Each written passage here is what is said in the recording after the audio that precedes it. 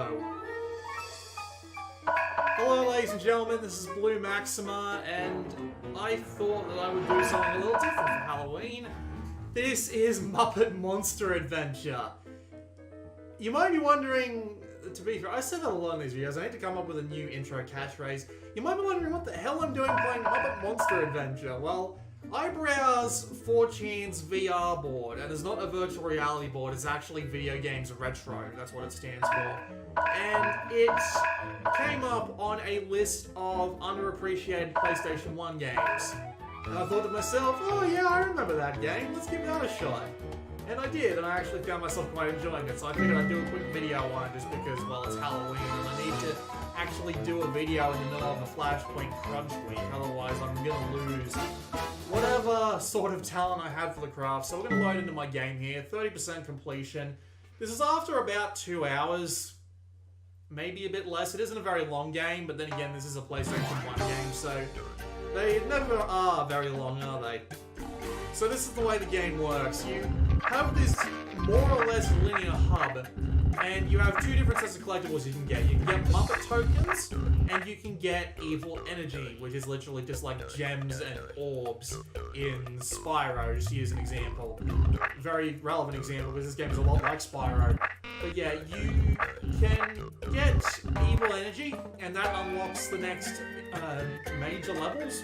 And to get into the boss fights, you need Muppet tokens. So I need 44 Muppet tokens, which means I'm probably not going to get to Kerr Monster, and I'll probably have to go back and show off something like the Werebear, but that's not the worst in the world. So we're just going to hop straight into the River Vial. The loading times aren't exactly great, but at the same time, this little effect they got going here is absolutely fantastic, and it's actually a lot of fun to watch, so whatever, I don't mind the loading times as much. So, here we are. This is actually looking like a pretty basic level, so let's just go and have a little bit of a wander around, shall we? I am playing on the analog stick. I could play on the D-pad if I wanted to, but I will be playing on an analog stick. And the game's controls are very simple. You move around with the stick and jump with the X button, obviously. But you have two different phase attacks. One is on the square, and that is your gun. Your gun can destroy certain things, but not other things. And then you've also got a spin attack on the circle button, which looks a lot like Crash Bandicoot's spin from the first Crash Bandicoot. It got a little bit different in 2 and 3. And that can kill some things and not others. Watch out, watch out! There are some dangerous water currents around here, okay? So pay attention while you're in the water. Otherwise, you could be swept away to someplace other than here, okay? Thank you very much for the help, okay? Yes, this is very Muppets. It has a lot of the usual characters. Like we're playing as, this is Kermit's nephew. Kermit himself does show up. You've got a bunch of the Muppets making cameo appearances in this game as bosses. Unfortunately, not much acting from them. You get a lot out of bloody, I can never remember his name, but yeah, I wasn't a very big Muppets person in my childhood. In fact, this and Muppet Race Mania are probably my only exposure to the Muppets as a thing. That's just how I've gone about my life. I didn't exactly grow up on the age where the Muppets were absolutely massive. I know they were massive at some point, but it certainly wasn't within my time. Yes, your third button, of course, is the triangle button, and this has a series of abilities applied to it. Sometimes they give you new ones, but they've been relatively low on the new abilities recently, which is a little unfortunate, but oh well, not much you can do about that, really. It's strange they make you jump in here. I don't know if I'm going to get 12 evil energy, but whatever. You do also have the ability, you have several abilities mapped to the triangle button, and you unlock them throughout the game. One is the glide there, which I demonstrated poorly. There is also the ability to chop down doors, there is the ability to push things, there is a couple of other things. The ability to dive underwater is one of them. Most of the abilities don't see much use outside of the glide, though, which is unfortunate. They do pretty well at the beginning of the game, but that's probably because they spend one level giving you most of these abilities, and then they're like, well, go and use them now, and then they decide not to use them again, which is kind of unfortunate. No right analog stick camera controls here. You're forced to use the L2 and R2 buttons. By default, they're inverted. You can't uninvert those. Kind of worse, but that's just a thing. The game's camera isn't actually that bad, although you do have to turn it on to active mode to get it to actually do anything, which is kind of annoying. Not too short. Not gonna be able to reach that. So what's over here? Ah, it's cracked, so I get to be sticky with the chopping. That's cool. I'm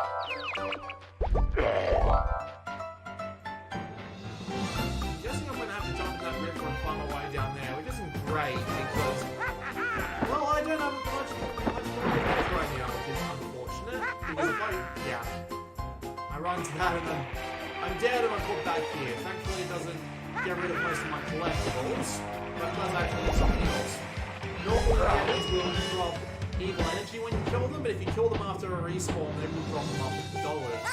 This will be the second and only thing that they drop. They don't drop something else once you've died a second time.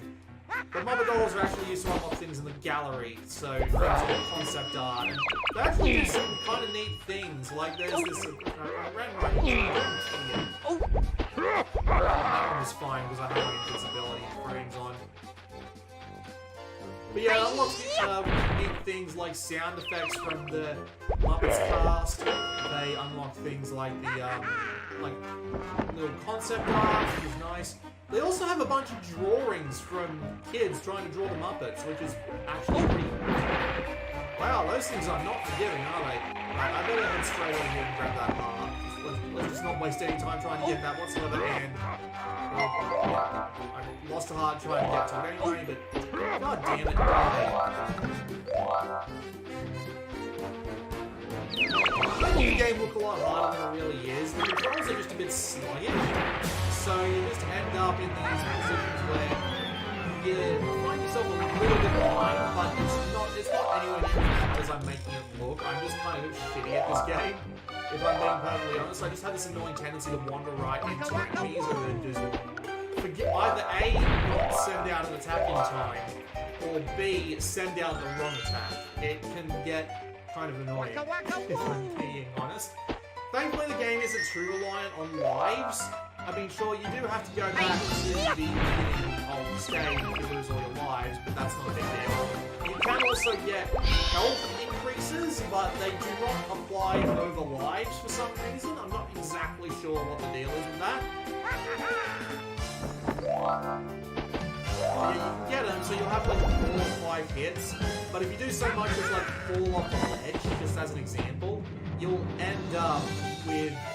You'll lose a life and you'll end up back on solid ground, but you'll only have like 3 hits of health. So you can see where I've been...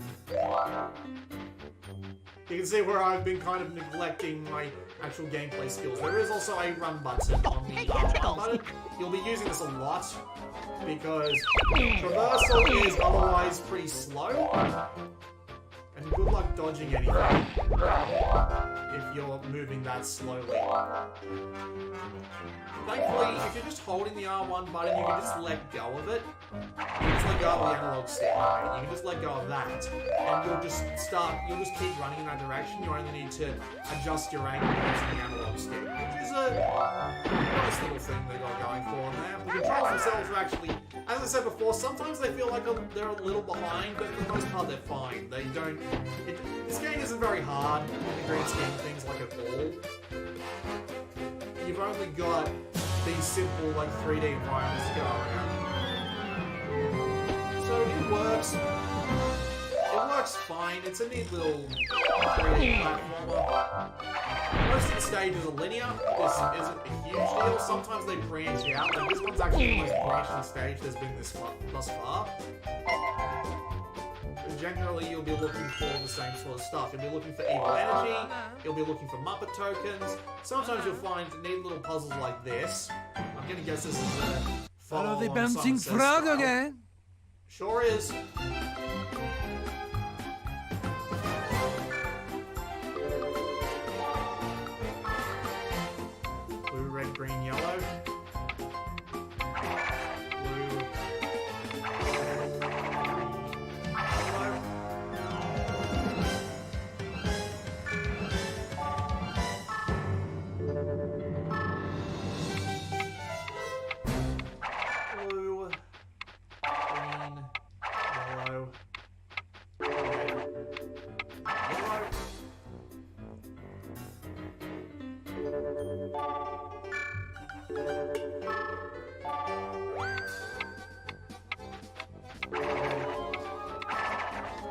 got it wrong.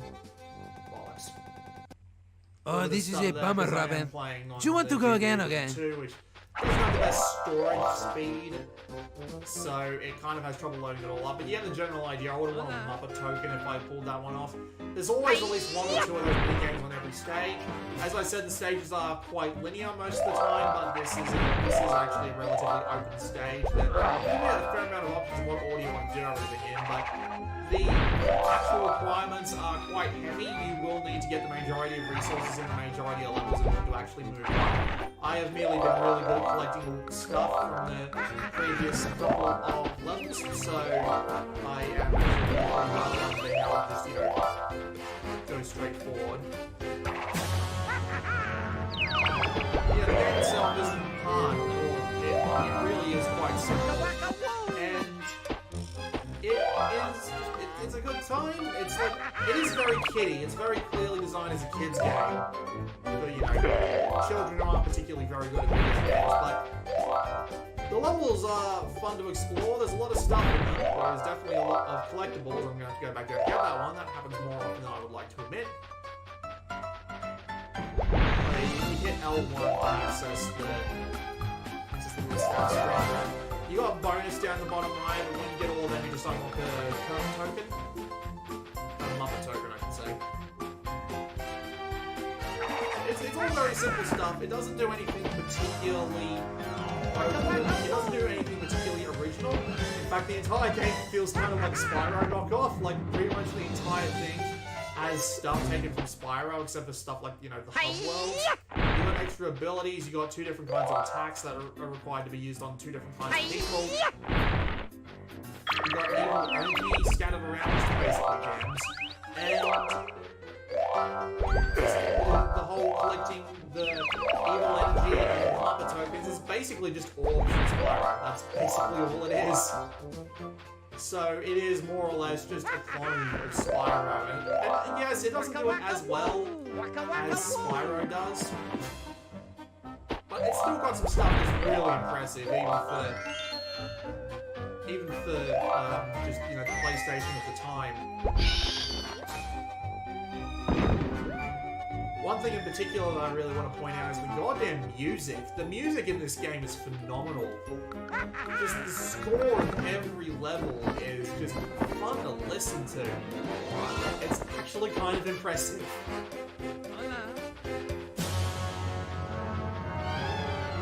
This will be the end of the level.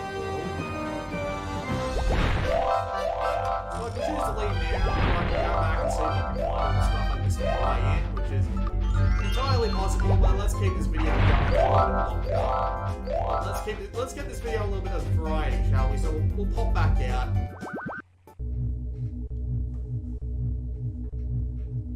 And I'll go show you a boss fight, because most of the levels go down like that, more or less. You can go back into them later, obviously, in order to get all the resources that you missed. I did alright, all things considered. So let's go and play a boss. This will be Beware the Werebear. The bosses in this game are arguably the easiest thing the game's got going for it. It is very, very simple. But again, we won't worry too much about that until we actually get in there and you can see what the bosses are actually like.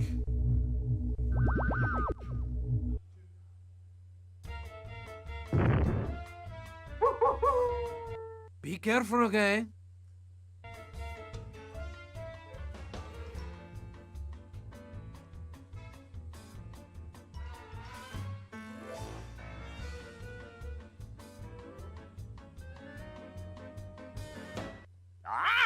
So, you think you can beat me?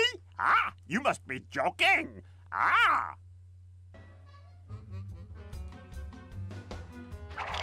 Duck under the hail of acorns at the last minute, Boss okay? is very simple, very methodical. The two I've played so far, I've had the 3 stages to them.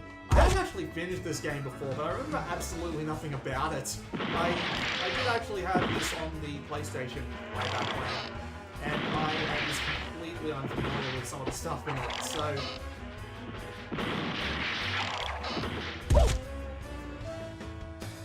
Yeah, it's slightly unfortunate that I don't remember that much about it, but still. The controls are still solid. levels are, they're not creative, but they're, like, I'm not going to say they're bad, but I'm not going to say they're amazing either.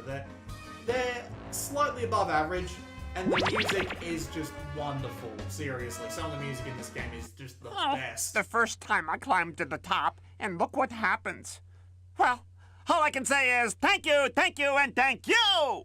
Especially the thing about the music in one particular part of the game, which I'm going to go show off now so that we can have a relatively complete look.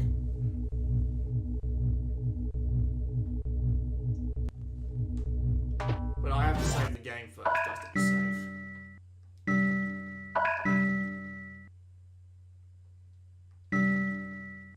So if we back off to the main menu now.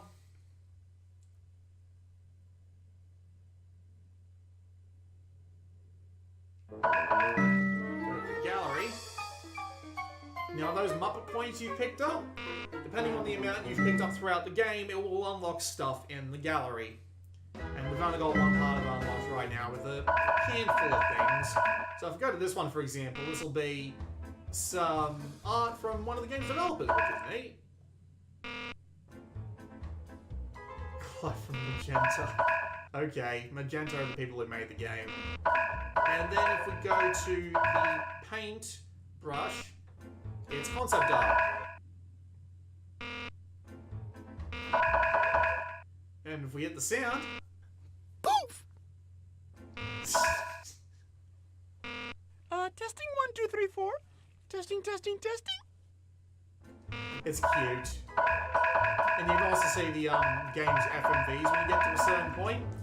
And you've also got in the background one of the neatest little extras I've heard included in the game. Brave and strong, I just might stay alive. I will survive. Won't take a dive. I'd be there now if I was old enough to drive. If danger's near, clear I will steer. For it's been said ghouls can smell fear. We're on our rounds, cruising the grounds. A ghoul has chores, you know he can't Yes, just sit it's a around. song. I Deep in the woods. have no bloody idea, but I just like it. And my favourite little part about this game, which funnily enough is in the game itself, but if you hit these little pencils here, it's actually fan art from kids who like the Muppets. I don't know if there was a contest or something to get your art into an upcoming Muppets game or whatever, but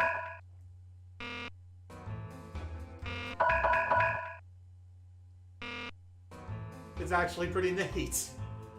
Oh, this one was done by someone who was 27 years old, but whatever. I got no argument with it. So that was just a quick look at Muppet Monster Adventure because I felt like doing it for Halloween, and it is a fun little game. It's meant for kids, and it's got a difficulty level around that point, but it's a neat little 3D platformer. It works well enough. It's got a bunch of neat little abilities to keep things from getting too stale. And the whole Muppet theme, while a little bit underused with all the characters who aren't like Robin and the bloody, I can never remember what his bloody name is.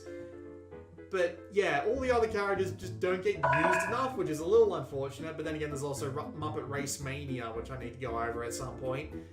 But yeah, it's not that bad of a game. It's a neat little 3D platformer. It's obviously not going to beat out the likes of Super Mario 64 or like any other 3D platformer on the PlayStation 1, but it's still a good time, and if you're up to a little bit of a Muppet-themed 3D platforming ROM, then you can just come and play this for a few hours. It's a neat little game.